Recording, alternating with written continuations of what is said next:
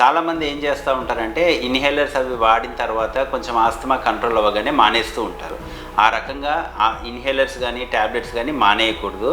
Second, ఆస్తమాని ప్రేరేపించే triggers ఉంటాయి, దానిని అవాయిడ్ చేయాల్సి ఉంటుంది. ఎట్లాంటివి అంటే స్మోకింగ్ అనేది చేయకూడదు. అండ్ సెకండ్ హ్యాండ్ స్మోకింగ్ అంటే పక్కన ఎవరైనా స్మోకింగ్ చేస్తున్నా కూడా ఆ పొగకు కూడా ఎక్స్పోజ్ అవ్వకూడదు అనమాట. యానిమల్ డాండర్ అంటాం, అంటే మన ఇంట్లో పెంపుడు జంతువుల్ని పెంచుకుంటూ ఉంటాం, కుక్కల్ని కానీ పిల్లుల్ని కానీ. దాని నుంచి వచ్చే యాంటీజెంట్స్ హెయిర్ నుంచి వచ్చేవి కానీ లేకపోతే దాని సలైవా నుంచి వచ్చేవి చాలా అలర్జిక్గా ఉంటాయి అనమాట.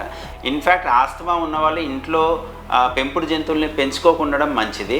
బాడీ స్ప్రేస్ కానీ పర్ఫ్యూమ్స్ కానీ లేకపోతే పెస్టిసైడ్స్, ఇన్సెక్టిసైడ్స్ ఇళ్ళల్లో మనము హిట్ అట్లాంటివి వాడుతూ ఉంటాం, అవి కానీ లేకపోతే గుడ్ నైట్ అట్లాంటివి, అవన్నీ కూడా పంజెంట్ ఓడర్స్ వచ్చేవి కూడా ఆస్తమాని ట్రిగ్గర్ చేస్తాయి.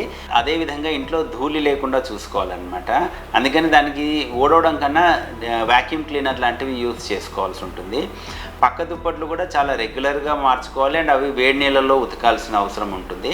అండ్ పుప్పొడి, దానికి కూడా చాలా జాగ్రత్తగా ఎక్స్పోజ్ అవ్వకుండా ఉండాలి. ఎక్స్పోజ్ అవ్వకుండా ఉండడానికి మనం కిటికీ తలుపులు ఎప్పుడు మూసుకొని ఉండాలి. ఆ టైంలో మనం బయటికి వెళ్ళేసి వచ్చినా కూడా మనం శుభ్రంగా స్నానం చేయాలి. ఆ పుప్పొడి లాంటిది ఏదైనా మన బాడీ మీద ఉన్నా కూడా పోతుందన్నమాట.